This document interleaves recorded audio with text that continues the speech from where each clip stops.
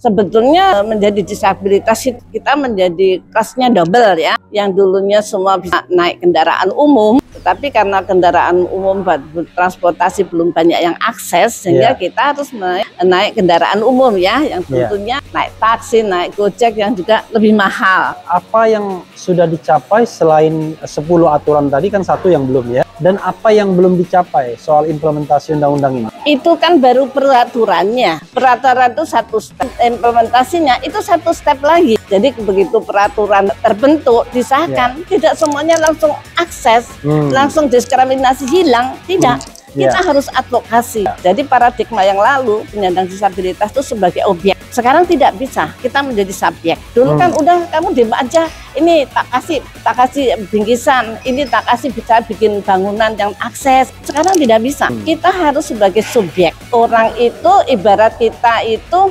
dibikinkan, itu contohnya itu pembuatan ubin pemandu. Ubin pemandu yang di trotoar itu untuk pemandu disabilitas netra itu ubin pemandu, tapi orang banyak mengira itu hiasan.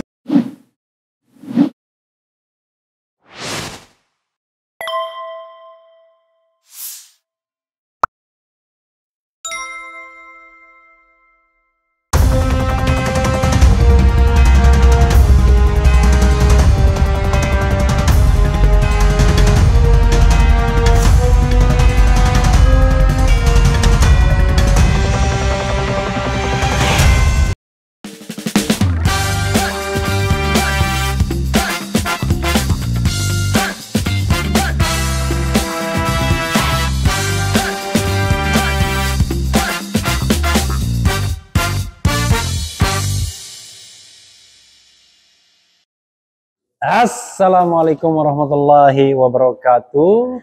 Sobat RH sekalian, jumpa lagi kita di channel yang keren ini. Keren cadas. Nggak boleh kenceng-kenceng karena di samping saya ada Ibu Aryani Sukanto. Sukanwo. Sukanwo ya, bukan Soekarwo, bukan Sukanto, tapi Sukanwo. Beliau adalah Ketua Kelompok Kerja Koalisi Organisasi Penyandang Disabilitas Tingkat Nasional. Yang lagi mengadvokasi soal implementasi undang-undang tentang penyandang disabilitas ya. Jadi saudara sekalian, kami di tengah acara, sebelum acara menyambut tahun baru 2023, di situ ada Pokja Koalisi Nasional Disabilitas menyambut tahun baru 2023. Kami sempatkan untuk bincang-bincang dengan Bu Aryani. Bu Aryani, mungkin bisa dijelaskan itu apa yang dilakukan Pokja ini dan apa masalahnya dengan undang-undang disabilitas. Silakan Bu. Terima kasih Bang Rafli Harun. Saya senang bisa bertemu dengan Bang Rafli Harun. Perlu juga kami sampaikan bahwa Pokja dari itu kelompok kerja Koalisi Nasional Organisasi Penyandang Disabilitas Tingkat Nasional. Itu terdiri dari 7 organisasi, yaitu dari Pusat Pemilihan Umum Akses Disabilitas, itu ketuanya saya, Aryani. Kemudian dari Himpunan Wanita Disabilitas, itu ketua umumnya adalah Ibu yang lalu ya, ketua adalah Ibu Maulani Rotin Sulu. Kemudian ketua umum Pertuni adalah Persatuan Tunanetra Indonesia adalah Ibu Arya Indrawati. Kemudian ketua umum Gerakan Kesejahteraan Tunarungu Indonesia Pak Bambang Prasetyo. Dan kemudian ketua umum Perkumpulan Penyandang Disabilitas Fisik Indonesia PPDFI. Dan juga organisasi disabilitas yang keenam adalah Perhimpunan Jiwa Sehat. Jadi itu dari disabilitas mental. Dan dari 6 organisasi ini, karena kita mengadvokasi undang-undang, maka diperkuat oleh PSHK, Pusat Studi Hukum dan Kebijakan. Dan ini kita semua organisasi tingkat nasional, jadi kita mempunyai cabang-cabang DPD di 34 provinsi. Dan kita pada waktu pertama kali mulai berhimpun itu tahun 2013. Jadi waktu itu kita mengadvokasi undang-undang penyandang disabilitas, RUU penyandang disabilitas. Jadi kalau kelompok kita ini yang menyusun, mengawal dan membahas hingga disahkannya menjadi Undang-Undang Penyandang Disabilitas Nomor 8 Tahun 2016 tentang penyandang disabilitas. Itu kita dari 2013 ke 2016. Ya. Oke. Dan kemudian setelah disahkan, maka Pokja berganti nama. Kita harus mengadvokasi implementasinya. Jadi Pokja kita menjadi Pokja Implementasi Undang-Undang Penyandang Disabilitas. Itu historisnya. Oke, 2016 disahkan undang-undang itu penyandang disabilitas, undang-undang penyandang disabilitas, undang-undang nomor 8 tahun 2016. 2016. Ya. Dan silakan. Ya. Dan kita sekarang terus mengadvokasi untuk implementasinya. Ya.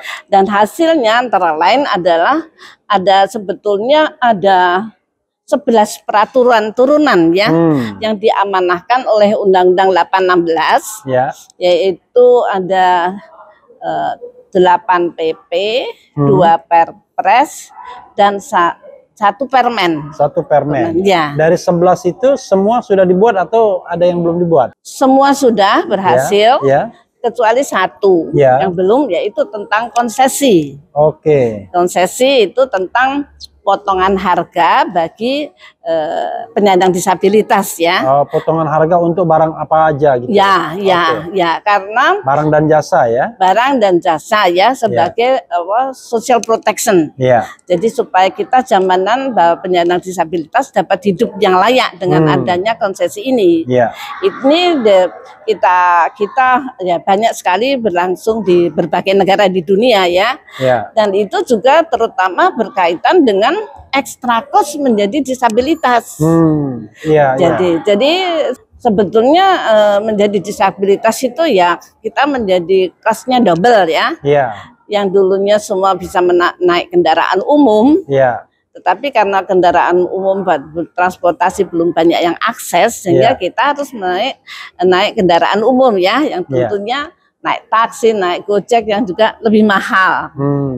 Kemudian juga adanya seperti ekstra kos sebagai menggunakan Pampers karena toilet belum banyak yang akses kan, tidak tersedia toilet di mana-mana yang akses, sehingga untuk menghadiri seminar teman-teman kita yang berkursi roda atau yang mempunyai disabilitas fisik terutama kaki, itu terpaksa harus ada anggaran Pampers yang semuanya itu orang tidak mengira kan. Itu kesulitan kita, dan kita juga harus membawa pendamping. Seperti kalau disabilitas netra harus ada yang gandeng Kalau disabilitas tuli itu harus ada yang bahasa isyarat. Kemudian kalau menggunakan kursi roda mesti ada yang mendorong. Kalau disabilitas intelektual mesti ada pendampingnya Nah, itu yang pendampingan sepanjang hayat. Itulah semua adalah ekstra kos sebagai disabilitas itu.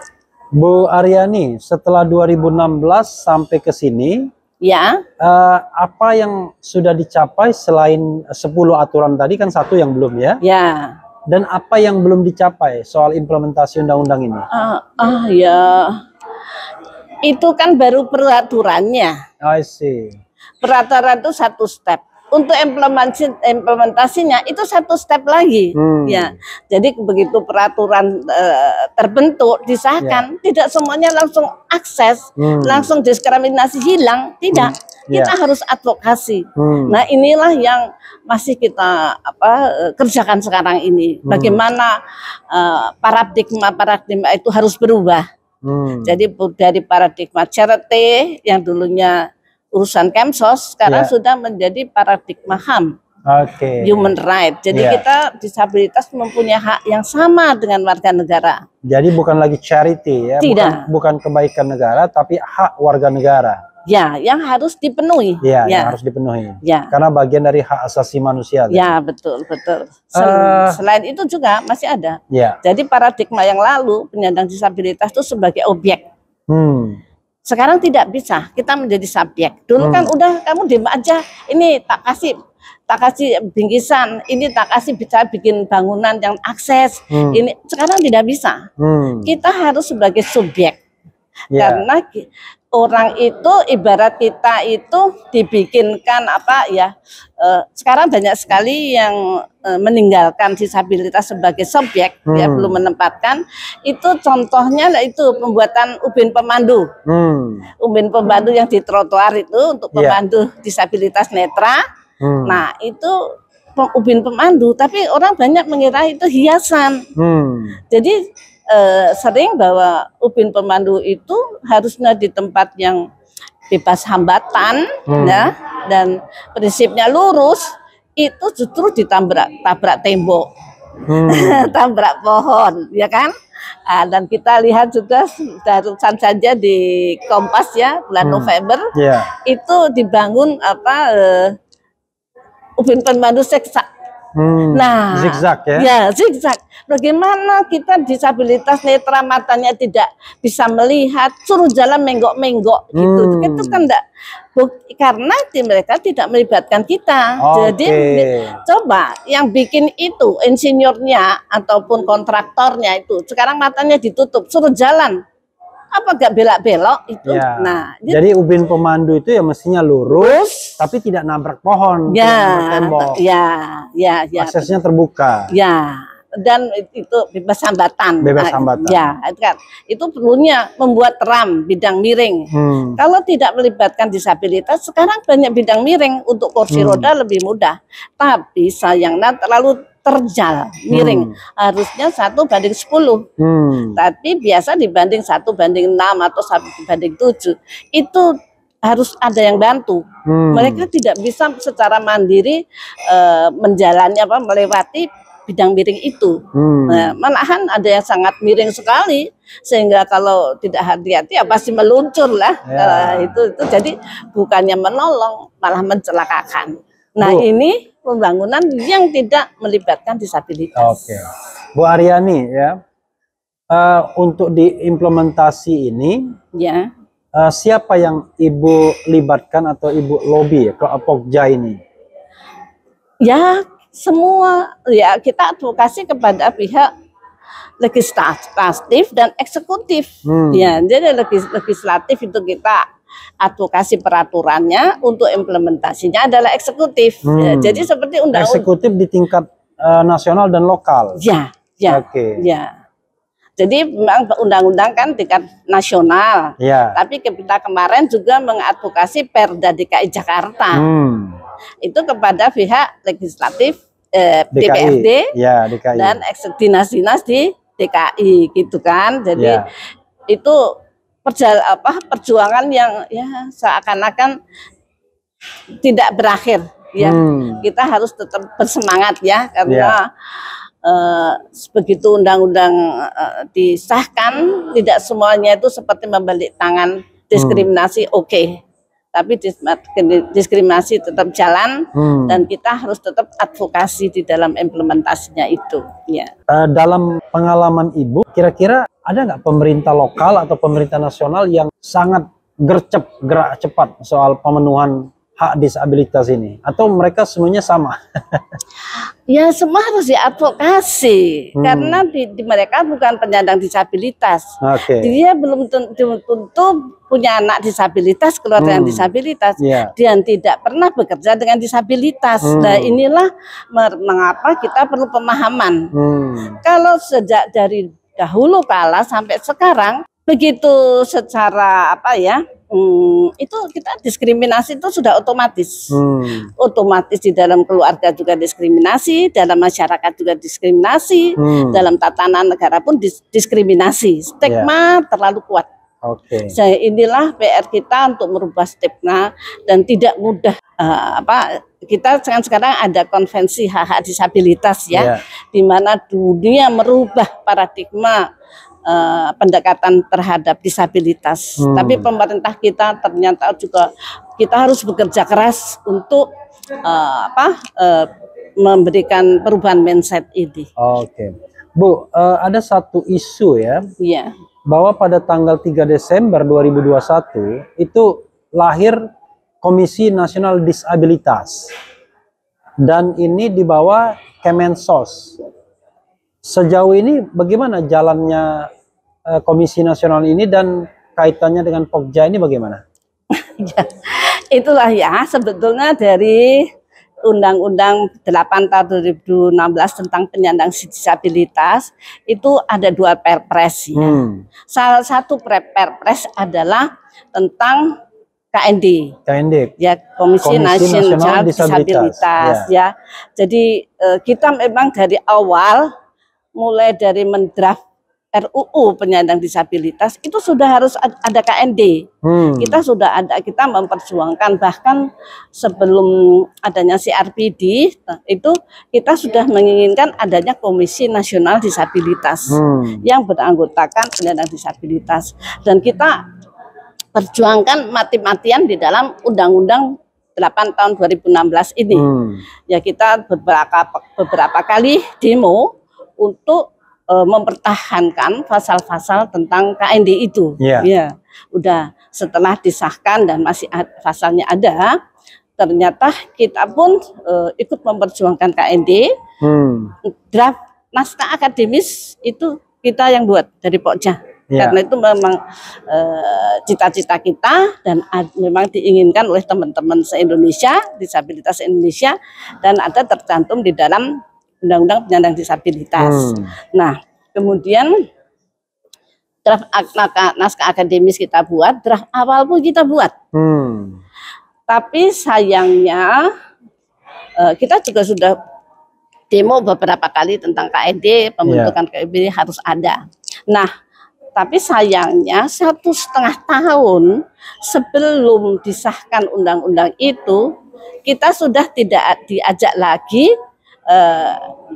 berapat ya, itu oleh Kementerian Sosial, oleh Seknek, dan oleh PAN-RB, Kementerian PAN-RB. Jadi 1,5 tahun sebelum disahkan. Dan waktu itu pada tanggal 3 Desember 2019 kita sudah mengirim surat terbuka kepada Menteri Sosial untuk ada meminta draft naskah terakhir dari Perpres tentang KND. Kemudian kita minta adanya uji publik untuk sebelum disahkan tentang Perpres itu. Tapi sayang tidak dihiraukan. Nah, di sini nih ya, padahal draft awal naskah akademis itu kita yang berjuang. Ada. Jadi akhirnya disahkan tanpa tanpa uji publik dan juga tanpa melibatkan kita Pokja itu sebagai Pokja implementasi Undang-Undang Penyandang Disabilitas itu sebagai penggagas. Nah, akhirnya terbentuk pada tanggal 3 Desember itu. Dan kita juga sudah mengadakan 3 Desember 2021 ya? Ya, setahun ya. Ya, sudah setahun sekarang. Ya, di Perpresnya tahun 2020, disahkan tahun 2021, sekarang udah setahun. Nah, kita juga waktu ada disahkan Perpres nomor 20 tentang KND itu di tahun 20 ya, nomor 68 tahun 20. Kita mengajukan JR juga ke Mahkamah Agung. Mahkamah Agung ya? Karena itu Perpres ya? Perpres. Tapi sayangnya ditolak karena stigma masih kuat. Dan kita mungkin MA sendiri berpikir apa salahnya, di mana letak salahnya disabilitas di bawah Kemsos. Jadi saya ulangi ya, permasalahannya dengan KND ini adalah keberatan penyandang disabilitas ini, KND-nya dibawa Kementerian Sosial. Yang diharapkan langsung dibawa Presiden. Karena ini sebetulnya semua dibawa Presiden. Maksudnya langsung. Tanda tangannya Presiden ya. Tapi prosedurnya di dalam Perpres itu Menteri Sosial sangat dominan. Jadi artinya kalau ada dominan Menteri Sosial berarti kan itu belum bisa dikatakan di bawah langsung presiden. Tidak independen. Ya. Semua di bawah presiden. Oh, presiden kok yang mensahkan. Ya. Tapi tidak independen karena Kementerian Sosial sangat dominan sehingga kantornya di bawah Menteri Sosial. Ya, itu namanya di bawah Kementerian Sosial. Ya. Jadi tapi tanda tangan Perpres kan presiden. Yang ingin Ibu lakukan. Ya. Itu ada 3 pilihannya, di bawah kementerian, di bawah presiden, atau menjadi lembaga yang independen seperti KPU, Komnas HAM, Komnas Anak, gitu. Ya, kita maunya adalah independen. Nah, dan jadi kalau lembaga independen beda lagi. Ya. Berarti seperti Komnas HAM, Komnas Anak, Komnas Perempuan. Ya. Nah, jadi harusnya sejajar dengan mereka itu harusnya. Tapi kita kan berdiri atas dasar Perpres. Ya, seharusnya. Seharusnya berdiri atas nama undang-undang harusnya. Tapi undang-undang waktu itu mendelegir ke Perpres. Ya, karena undang-undang ya. Ya, tapi ya waktu itu ya akalnya pemerintah ya lah. Ini menunjukkan bahwa pemerintah nggak serius di sana. Kalau dia mendelegasikan kelembagaan ini di Perpres. Tapi kalau mereka serius, mereka harusnya langsung di undang-undang itu diatur kelembagaannya harusnya. Seharusnya lah seperti tentang HAM misalnya kan, Komnas HAM diatur di situ langsung. Ya, itu satu. Ya. Yang kedua, jadi undang-undang disabilitas ini kan sebetulnya dibentuk sebagai domestikasi ratifikasi dari CRPD. CRPD, kemudian ada Undang-Undang Nomor 19 tahun 2011, terus kemudian ada Undang-Undang 8 tahun 2016 tentang penyandang disabilitas. Dan di dalam Undang-Undang CRPD, Undang-Undang 19 tahun 2011, di pasal 33 itu ada pemisahan tentang implementasi dan pengawasan. Jadi dari pelaksanaan CRPD itu, ya kan? Dan 33 ayat 1 itu menyatakan bahwa untuk implementasi itu dibentuk berbagai mekanisme koordinasi di tingkat pemerintahan di berbagai tingkatan. Nah, ini benar, ini berarti adalah Mensos nanti itu karena sebetulnya ya lebih tepatnya Menko lah. Kalau dicandalkan sebagai di Menko harusnya di Menko. Kemudian untuk pengawasan itu pasal 33 dan ayat 1, 2 dan ayat 3 itu negara membentuk mekanisme independen untuk pengawasan dari CRPD itu, dan tidak menyebut di situ ada unsur pemerintah, itu tidak ada, tapi harus unsur LSM. Jadi unsur NGO NGO dan disabilitas lah yang duduk di situ, itu sudah jelas. Nah, tapi lucunya di dalam Undang-Undang Penyandang Disabilitas itu dinyatakan bahwa 1.20 menteri adalah Menteri Sosial. Itu kan sebagai implementasi sih ya tidak oke juga sih. Karena sekarang kan sudah multisektor HAM jadi tidak di bawah menteri lah gitu kan, tidak Menteri Sosial kan, tidak tepat juga. Dan kesannya kalau Menteri Sosial charity terus. Betul. Nah, tapi di dalam pasal tentang KND itu tidak disebutkan, hanya disebutkan mekanisme non struktural independen. Kenapa jatuhnya di Kemsos? Nah, akalnya Kemsos Menteri pemerintah enggak Mensos aja sih. Akalnya di dalam Perpres 68 tahun 2020 itu menyebutkan di Perpres AND itu menyebutkan menteri adalah Menteri Sosial. Nah, jadi spesifik. Dan itu kan namanya KND, itu kan lembaga pengawasan, pemantauan. Kok ketemu Tadi koordinasinya ada di Mensos, implementasi. Pengawasannya ketemu melalui Perpres, ketemu Menteri Sosial lagi. Jadi dia yang melaksanakan, dia yang mengawasi. Nah, dan itu bertentangan dengan CRPD pasal 33 yang membedakan implementasi dan pengawasan. I see. Jadi di sini mereka tetap menggunakan Undang-Undang 816 itu sebagai mekanisme koordinasi implementasi, tetapi melalui Perpres dia menganggap dia koordinasi dari pemantauan pengawasan. Lah ini liciknya di situ. KND itu berapa orang jumlahnya sekarang? Kalau nggak salah 7 orang ya. 7 orang. Dari 7 orang itu ada penyandang disabilitasnya. Oh ya, mayoritas disabilitas. Mayoritas ya. Pemerintahnya ada juga tadi ya. Kayak enggak. Hanya sekjennya. Sekretaris. Ya. Sekretaris Jenderal ya. Ada juga. Kalau saya teman-teman disabilitas di situ tidak salah. Iya. Jadi kita tidak memusuhi orang-orang yang di dalam KND itu. Iya. Tetapi kita tidak senang dengan struktur kelembagaannya itu yang di bawah Kemensos. Jadi jangan diaduk-adukkan ya. Siapapun disabilitas yang di dalam KND itu disabilitas ya. Tapi struktur kelembagaan itu yang jadi masalah. Iya. Jadi paradigma ya Sobat Daerah sekalian. Jadi paradigmanya adalah bukan lagi charity sehingga harus dibawa Kemensos, tapi hak asasi manusia, dan itu multisektor, tidak hanya satu sektor saja. Bu, ada dan lagi? Tempatnya, seandai kata harus di bawah kementerian karena dana itu harus dikelola oleh pemerintah ya, karena APBN, itu yang tepat adalah Kementerian Hukum. Hukum dan hak asasi manusia. Yang sama-sama HAM.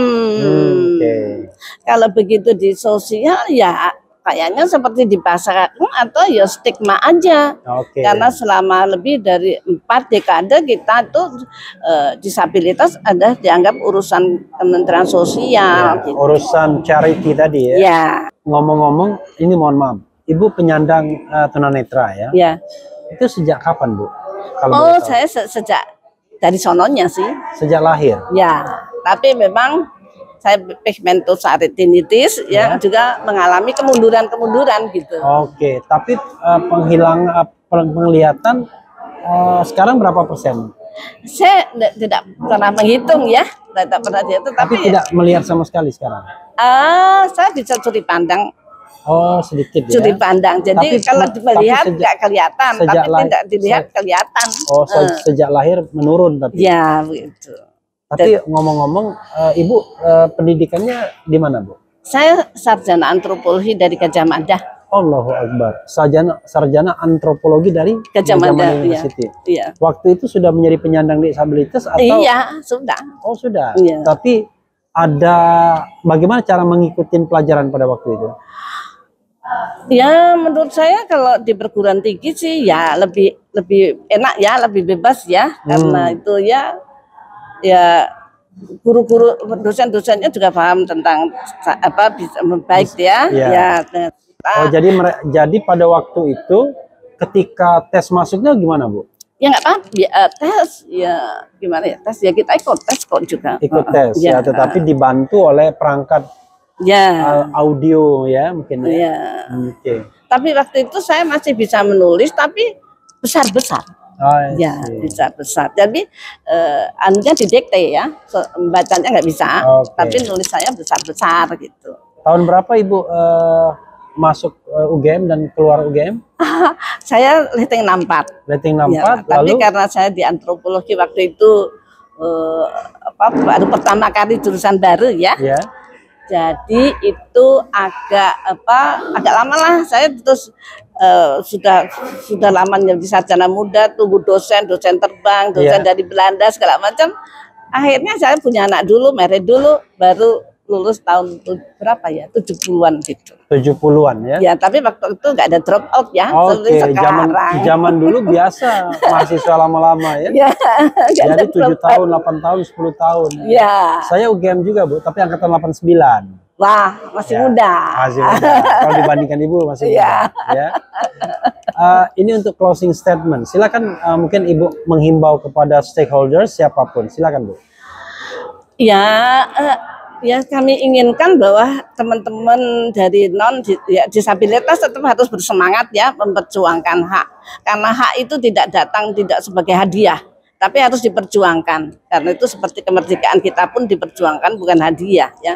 Dan kemudian saya inginkan bahwa para legislatif dan eksekutif tuh mau mendengarkan kita.